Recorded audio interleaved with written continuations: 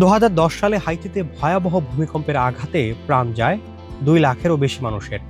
গৃহহারা হয়ে পড়ে অনেক পরিবার। সেই দুর্যোগে অসংখ্য শিশু হারায় পরিবার ও স্বজন। সেই ভয়াবহতার মাঝেই বেঁচে যায় 9 মাস বয়সী ছোট্ট এক ছেলে, নাম তার স্টিফেন কিকি রামোস। ভূমিকম্পের পর এক আর্জেন্টাইন দম্পতি তাকে দত্তকের মাধ্যমে নিয়ে যায় বুয়েনোস আইরেসে। এরপর আর্জেন্টিনাতেই বেড়ে ওঠেন তিনি। আর্জেন্টিনায় হয়ে ওঠে তার ঘর, শৈশব আর স্বপ্নের ঠিকানা। আর্জেন্টিনার রাজধানীতে বেড়ে ওঠা অন্য আর 10 জন কিশোরের মতোই তার কথার ধরন।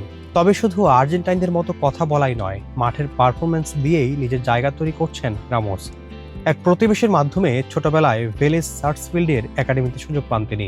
আর্জেন্টিনার অন্যতম বিখ্যাত এই ফুটবল একাডেমিতে দ্রুতই নিজের প্রতিভার ছাপ রাখতে শুরু করেন। গতি, ড্রিবলিং রামোসের খেলার সবচেয়ে বড় মন্ত্র। মূলত উইঙ্গার হিসেবে খেলেন তিনি। আর্জেন্টিনার যুব প্রতিযোগিতায় 12 গোল করে সবার নজরে চলে আসেন রামোস। তার পারফরমেন্স নজর কাড়ে আর্জেন্টিনা অনূর্ধ্ব-17 দলের কোচ দিয়েগো প্লাসেন্তের। এরপর আর্জেন্টিনা ফুটবল অ্যাসোসিয়েশনের জাতীয় দলের অনুশীলন ক্যাম্পে ডাক পান তিনি। আর সেখান থেকেই আসে জীবনের অন্যতম বড় মুহূর্ত। ইকুয়েডরের বিপক্ষে আর্জেন্টিনা অনূর্ধ্ব-17 দলের হয়ে আন্তর্জাতিক অভিষেক। এর মধ্য দিয়ে ইতিহাসের পাতায় নাম লেখান রামোস। হাইতিতে জন্ম নেওয়া প্রথম ফুটবলার হিসেবে আর্জেন্টিনার কোনো পর্যায়ের জাতীয় দলের জার্সি পরেন তিনি। জাতীয় দলে ডাক পাওয়ার পর সম্প্রতি গণমাধ্যমে দেওয়া এক সাক্ষাৎকারে আর্জেন্টিনায় বেড়ে ওঠার অভিজ্ঞতা নিয়ে কথা বলেন রামোস। তিনি বলেন, আমি আর্জেন্টিনায় আসার পর কখনো বৈষম্যের শিকার হয়নি, কখনো নিজেকে অন্যদের চেয়ে আলাদা মনে হয়নি। আর্জেন্টিনাকে বর্ণবাদী বলা হয়, আমার মনে হয় সেটা শুধু কথার কথা। আর্জেন্টিনা একটি সুন্দর দেশ।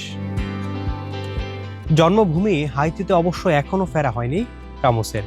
এমনকি আপাতত সেখানে যাওয়ার কথাও ভাবছেন না বলে জানিয়েছেন তিনি। তবে ভবিষ্যতে আন্তর্জাতিক ফুটবলে কোন দেশের জার্সি স্থায়ীভাবে পরবেন সেই সিদ্ধান্ত হয়তো এখনো নিতে হয়নি রামোসকে।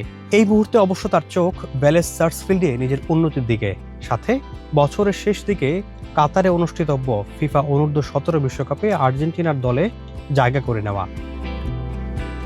দিয়েগো ম্যারাডোনা থেকে লিওনেল মেসির মতো কিংবদন্তিরা আকাশি সাদা জার্সিতে প্রজন্মের পর প্রজন্ম ফুটবলে দেশের গৌরব বহন করেছেন। সেই জার্সির ভবিষ্যৎ তারকাদের তালিকায় এবার জায়গা করে নেওয়ার সম্ভাবনা তৈরি হয়েছে স্টিফেন কিকি রামোসের সামনে। সময়ই হয়তো বলে দেবে ভবিষ্যতে আকাশি সাদা জার্সিতে দেখা যাবে কিনা তাকে।